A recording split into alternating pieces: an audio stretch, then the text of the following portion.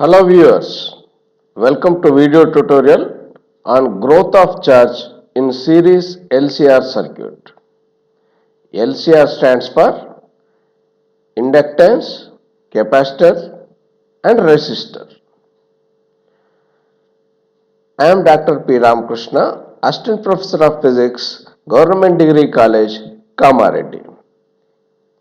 In this video tutorial, we are going to learn how the charge in series LCR circuit, that is when capacitor, resistor and inductor are connected in series with the battery, the charge in the circuit flows through all these components and it starts charging the capacitor present in the circuit. Based on the components, how the charge variation depends with time we are going to learn in this video tutorial. This video tutorial concepts is part of electromagnetic theory paper in newly introduced BSc Physics syllabus, and it is a part of varying and alternating currents chapter. Prior to this video tutorial, we have seen two video tutorials, LR circuit and RC circuit. Let us have a quick recap of what we have learnt in the previous tutorials. This table shows the comparison of LR and RC circuits, and the two diagrams gives the LR circuit and RC circuit. This is a LR circuit. L stands for inductance, R stands for resistance, C stands for capacitance, R stands for resistance. So when they are connected to one in each of these circuit, when they are connected, that is with two-way switch, yes, when they are connected to one, battery is connected in the circuit. When the switch is connected to 0, battery is disconnected. When the battery is connected, current flows through the circuit, capacitor starts charging, current starts flowing in inductance. We know that the nature of capacitance and inductance is that they will oppose the flow of current. So, because of which the rate of growth or rate of decay, either current or charge, will vary. These equations represent the instantaneous values. Let us see first the instantaneous current. In LR circuit, we take the equations for current, and in RC circuit, we write equations for charge. Remember it. So, instantaneous current in LR circuit can be expressed as I is equal to I naught times 1 minus exponential minus RT by L. In the same line, the instantaneous charge during the growth can be expressed for RC circuit as Q is equal to Q naught times 1 minus exponential minus T by RC. Here you look at the last one, that is time constant. In the LR circuit, the time constant is L by R, whereas in the RC circuit, time constant value is RC. Sometimes these the first equations, that is instantaneous values of current or charge, sometimes expressed in terms of this time constant. So in that case, this expression becomes I is equal to I naught times 1 minus exponential minus t by lambda. Sometimes the time constant is also denoted by tau. In that case, the expression would be like this: q is equal to q naught times 1 minus exponential of minus t by tau. Either it could be tau or lambda. Some text follows lambda notation, some text follows tau notation. So you follow accordingly. Next one is rate of growth of current or charge. When we differentiate these first equations, we will get this set of second equations. It shows that di by dt is I naught minus I by lambda. If we write this in the denominator, it becomes L by R. L by R can be written as lambda. So I naught minus I by lambda. So what can we conclude from this equation? We can say that at the initial times when the current is smaller, it has smaller value, the rate of growth will be faster because I naught is the maximum value. When I is smaller, I naught minus I will be greater. So dI by dt will be greater. Similarly, in the case of rate of growth of charge, when in the initial times the rate of growth is faster. As the time proceeds, the rate of growth decreases. We have seen from the graph, the graph increases rapidly at the beginning but slows down after certain time. As it reaches infinite time, it becomes almost zero. Okay. The next one is during decay. These first two equations represent set of first two equations are this line and this line. First two rows represent during the growth process. Next two, that is third and fourth rows, represent during decay process. This equation is instantaneous value of current during decay. It can be given as I is equal to I naught times e power minus R by L times T. Similarly, in the case of RC circuit, Q is equal to Q naught times e power minus T by tau. When we differentiate this one, we get rate of growth of current or charge. So after differentiation, we will get this equation. From this, we can say that sorry. From this, we can say that with uh, current, with time, the rate of growth will be faster at the initial stage. Since this is minus, uh, initial value, the I, initially it will be larger value, but since it is multiplied with negative sign, it will be in the reverse direction, that will be in the decreasing mode, in the decreasing way. Similarly, in the case of rate of decay of charge, here the rate of decay depends on L value in the case of LR circuit and C value in the case of RC circuit. Greater is the L value, smaller will be the decay because this comes in the denominator. Similarly, in the case of RC circuit, greater is the capacitor value, smaller will be the decay of charge, vice versa. Now, let us move on to our actual topic, that is series LCR circuit. Growth of charge in series LCR circuit.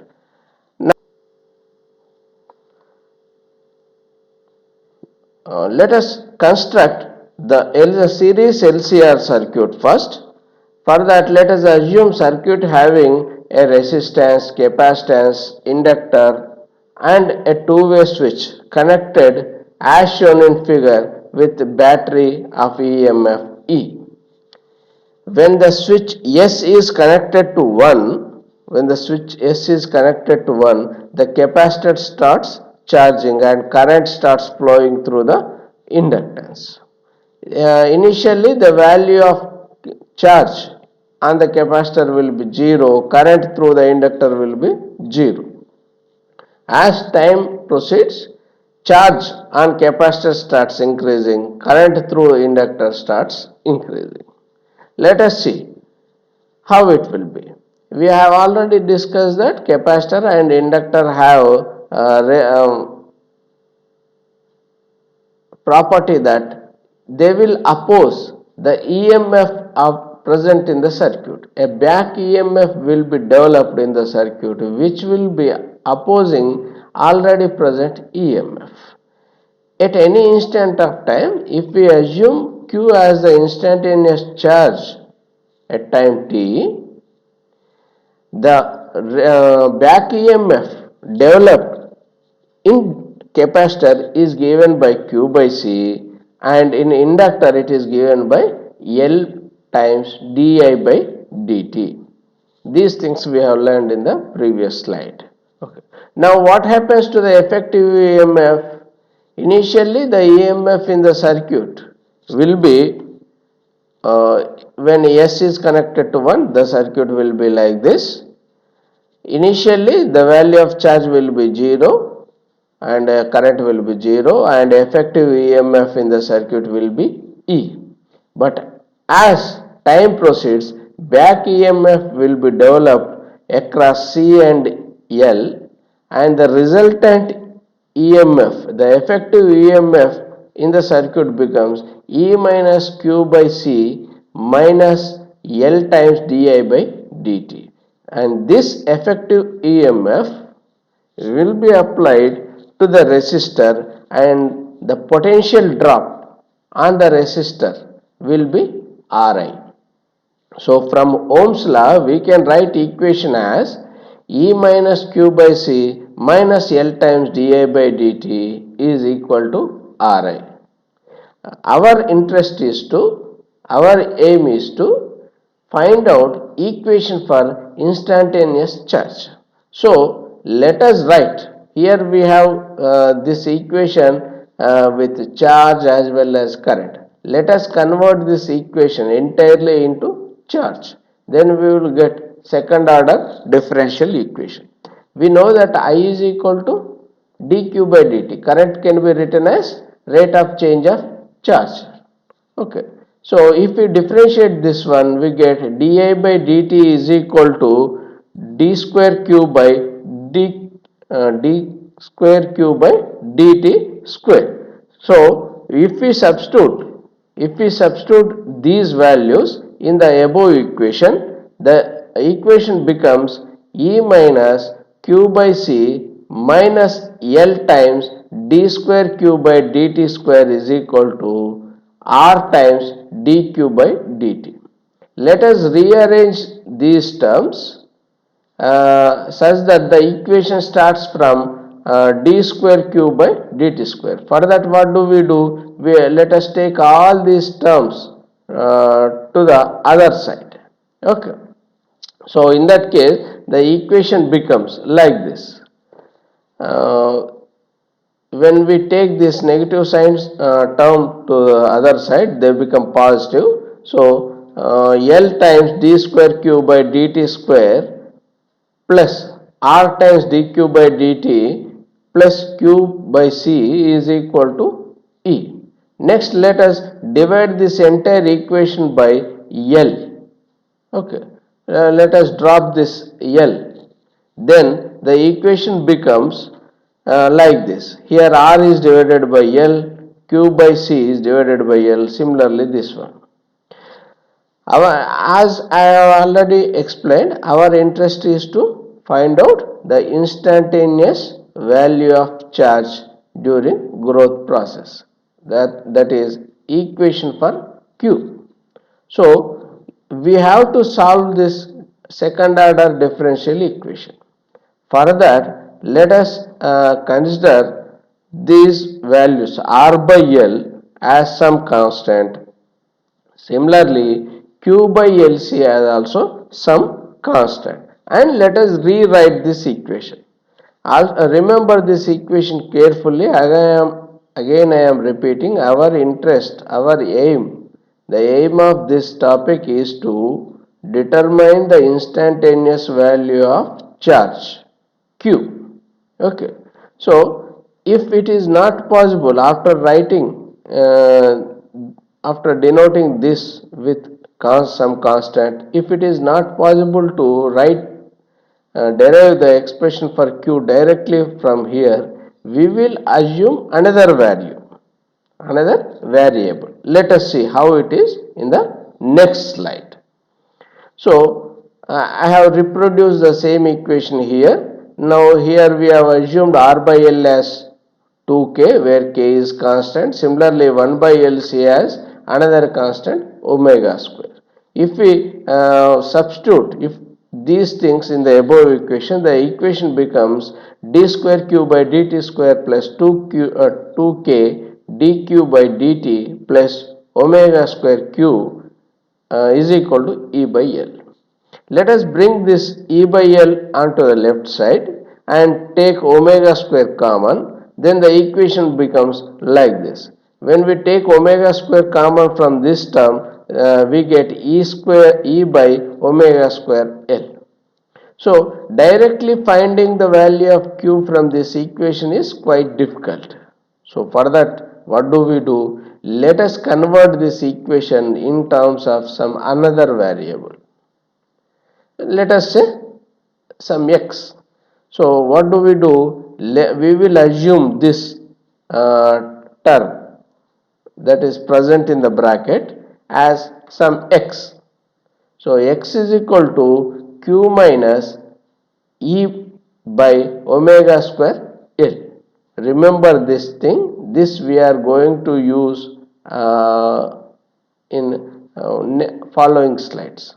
X is equal to q minus E by omega square L. Now, if we differentiate it, remember that E is constant, L is constant, omega square is constant. Here the only variable is Q. So, dx by dt becomes dq by dt. Similarly, d square x by dt square becomes d square q by dt square. So if we substitute these two equations in the above equation, we get d square x by dt square plus 2k dx by dt plus omega square x is equal to 0. The purpose of rewriting this equation in terms of this one is straight away solving this equation is little bit difficult. It is not that we cannot solve, we can, but it is difficult. The easiest way is like this. This is a general form, we can solve it easily. So remember this equation. We are going to solve this equation. We will use these equation here and there in the following slides. R by L is equal to 2k. X is equal to q minus E by omega square L. Okay. Let us first solve this equation for x. From this equation, let us write the value for q. Okay. We will solve this equation first for x. Then we will substitute in this equation. Then we will have a value of q. Okay. Let us see. The general solution of above equation will be, let us assume, of this form. X is equal to a times e to the power of alpha t, where a and alpha are some arbitrary constant. We will determine their values. Okay, let us assume that the solution is of this form: x is equal to a times e power minus alpha by alpha t. So dx by dt becomes a alpha times e power alpha t. Similarly, d square x by dt square becomes a alpha square times e power alpha t. Let us substitute these three values in the equation number 1. Then the equation becomes, remember that the initially it was d square x by dt square, so we are substituting this one. Then 2k times dx by dt, we are substituting this, plus omega square x, so it is like this. Now what do you notice from this equation? A alpha and e power uh, alpha t is common in the all the terms. So let us take common. Sorry, alpha is not common. Alpha is not present in the last term. So we will take common a times e power alpha t. Then the expression is, equation becomes like this. In order to solve this, either this term must be 0 or this second term, the total term present in the bracket must be 0. But we know that x is not 0. This is nothing but x. It is not 0. If it becomes 0, the entire equation becomes 0, which is not possible. So, the term present in the brackets must be 0. This is a simple quadratic equation, and the solution for this equation is given by alpha is equal to minus k plus or minus under root k square minus omega square. So here we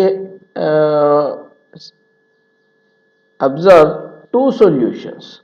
Since it is quadratic equation, two solutions are possible.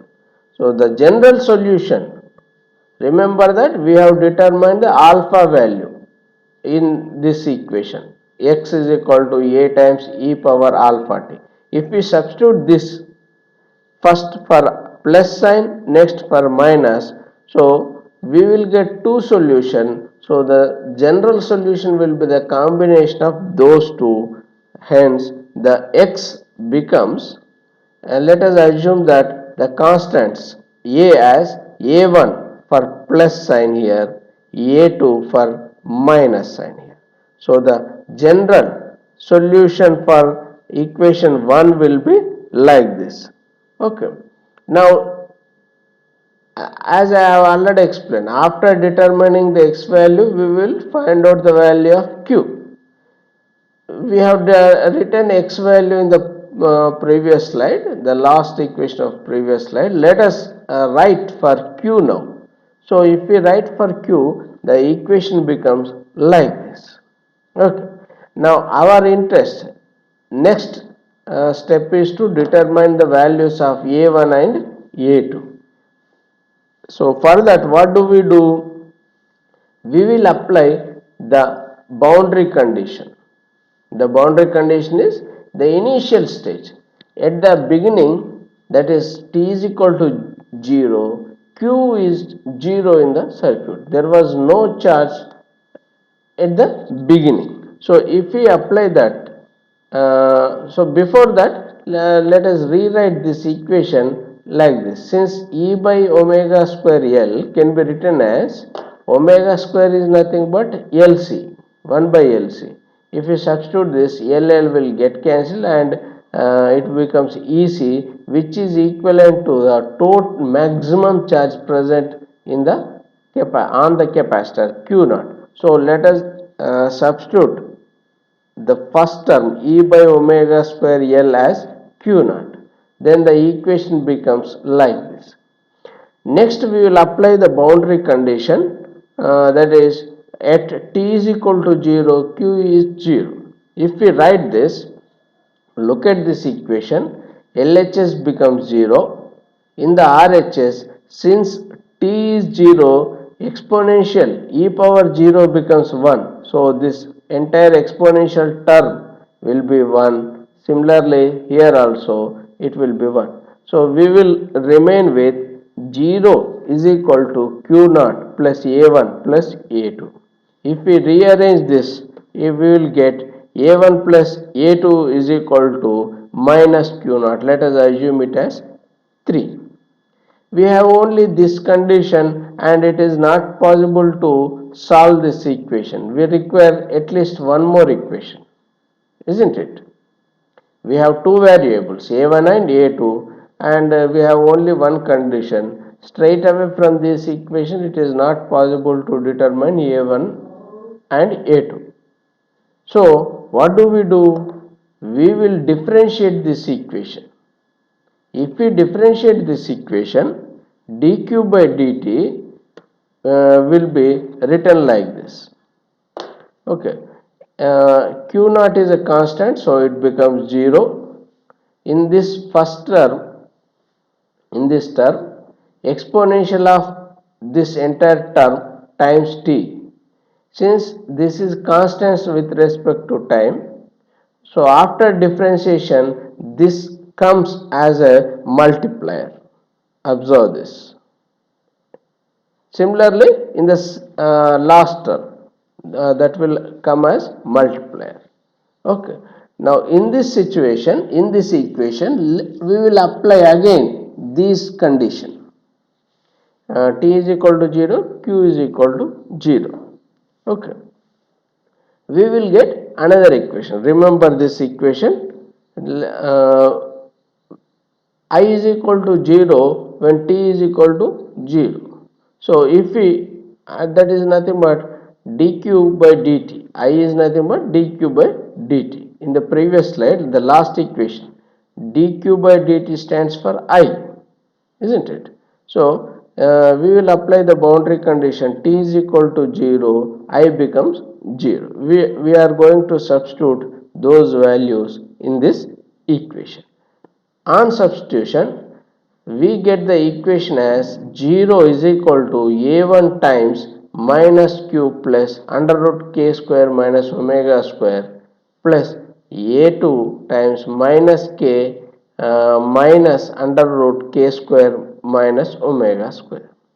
Now, if we look this equation carefully, there are terms with k, and there are other two terms with under root k square minus omega square. Let us separate them.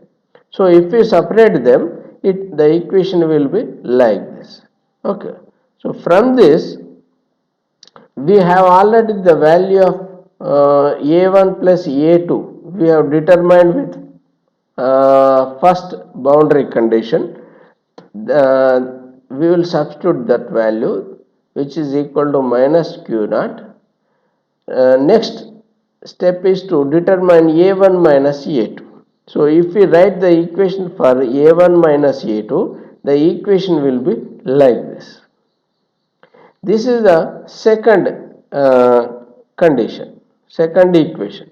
Earlier we had equation for a1 plus a2, which is equal to minus q naught. Now we have equation for a1 minus a2, which is equal to minus k q naught by under root k square minus omega square.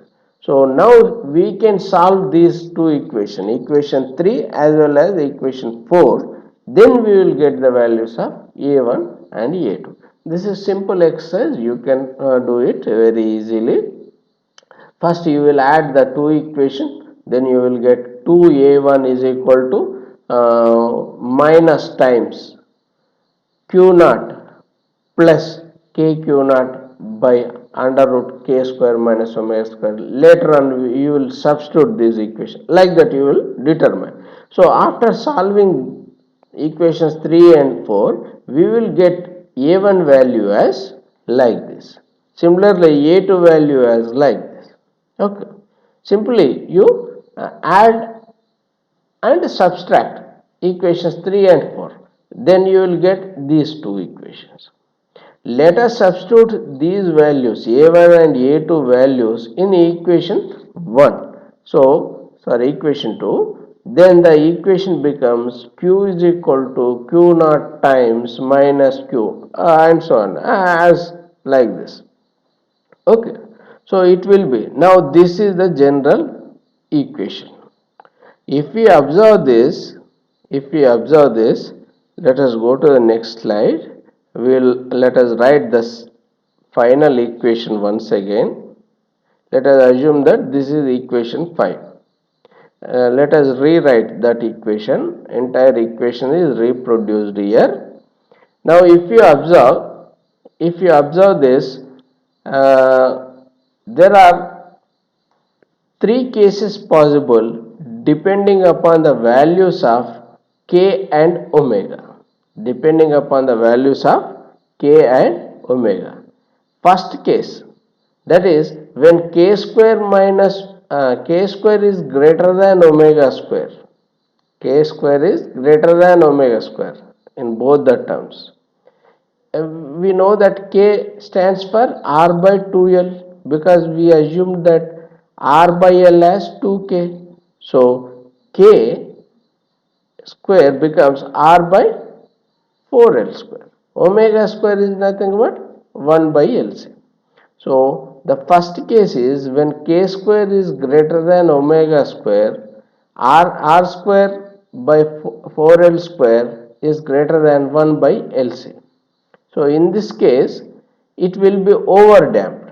In this case, it will be overdamped. So the equation becomes the charge will increase exponentially with time. Okay, we will see the graph. Next one is critical damping, that is k square is equal to omega square. In this case, this entire exponent value here and here becomes 0. So in this case, the charge rises immediately within no time to the maximum value. Okay, this case is called as critical damping. Third case is under damped, that is when k square minus omega k square is less than omega square. This is very interesting. Here we get the value of under root k square minus omega square becomes imaginary value. So for that, what do? We will assume under root k square minus omega square. We will assume that under root k square. Okay, look at earlier this portion was not seen. Observe it. Under root k square minus omega square is negative value. So this entire value becomes imaginary, number becomes imaginary. So for our easiness, let us assume this as some I beta, because under root minus 1 is I, and this omega square minus k square as under root. Okay, beta. Okay, remember this, we are going to use this in the following slides. If you look at the graph, this is a graph q versus t. We have three plots. A plot represent overdamped case, B plot represent critical damped case, and C plot, C curve represent underdamped case. Here you notice that in the third case, the charging will be ringing, charge on the capacitor will be oscillating. Let us see how it is. We know that q is equal to q naught plus a1 like this. So here we assumed that as per our earlier assumption, that is under root k square minus omega square is equal to I beta. I am going to substitute this I beta value in the here and here. So that is hence the resultant equation will be like this. If we separate this first term, that is exponential of minus kt, the equation will be like this. Next, if we rearrange the terms, are writing the expansion of e power minus e power ix e power I theta can be written as cos theta plus I sin theta. Here theta value is b beta t. So cos beta plus I sin beta. Similarly here in this case. Now if we separate the variables for cos beta and sin beta, the equation becomes like this. Let us assume that we are going to substitute the values of a1 plus a2 and a1 minus a2 like this. So after this, if we take q naught common minus q naught common, the equation becomes like this. This I will get cancelled in the second term. So if q naught is taken common, we will remain with k by beta. Let us assume this k by beta as some other constant cot theta. Theta is a new constant. Theta is a new constant. Remember this k by beta is assumed as another constant cot theta. So the equation becomes like this. Cos theta, cot theta can be written as cos theta by sin theta. If we take LCM of this one will become like this. The numerator can be written as it is in the form of sin A cos B plus cos A sin B. So sin A plus B. Here it will be sin beta t plus theta. Okay, sin theta we have written here. Let us see that k by beta is equal to cot theta. So if we draw a triangle, cot theta is nothing but adjacent side by opposite side. K is adjacent side, beta is opposite side. So hypotenuse becomes under root b square plus k square. Let us substitute sin theta value from this figure. Sin theta is opposite side beta by hypotenuse under root beta square plus k square here. So the equation becomes like this. Sometimes in some other textbooks, this equation is written in terms of omega. Remember that omega square is 1 by LC. So in that case, the equation looks like this. If you observe carefully, this equation denotes oscillating charge with amplitude this one. This equation represents charge on the capacitor is damped, oscillatory, about its final steady state Q naught, as shown in curve, as shown by curve C. Okay, the amplitude of oscillation will be like this. Okay, this shows that amplitude of oscillation will die away exponentially due to the term exponential of minus kt. K, remember that K is R by 2L. So with this we can say that the R resistor value is deciding here. The amplitude falls slowly and greater is the value of R, greater is the value of R, exponential value will be large. Okay, so it falls quickly. When R is small, amplitude falls slowly and circuit will ring for many cycles. Like this, ripples will come for larger time, greater time. So with this we have completed our tutorial. Thank you for watching the tutorial.